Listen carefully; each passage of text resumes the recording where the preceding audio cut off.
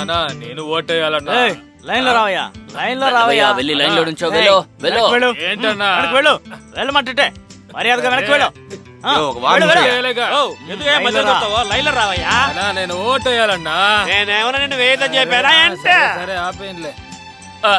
ఓటేయాలి. ఆల్రెడీ ఓటేసావు కదా. బాబు అది నా ఓటు, ఇది మా ఆవిడ ఓటు కదా, నేను వెయ్యాలి కదా.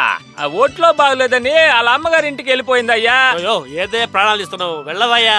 ఏ నా పిల్లం ఓటు నేనేకుంటా, నువ్వేద్దావా ఏంది? నోట్లు ఏదైనా వచ్చేస్తుంది, పోవయ్యా. గణేశన్న, ఏంటి తాగొచ్చి గలట చేస్తున్నావు నువ్వు? తాగొస్తే ఓటు వేయకూడదు.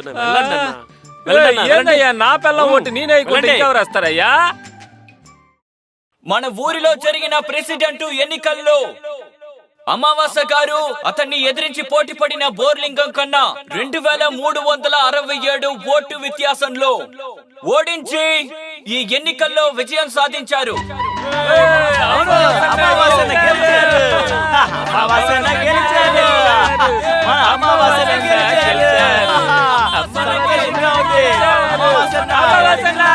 గెలిచారు.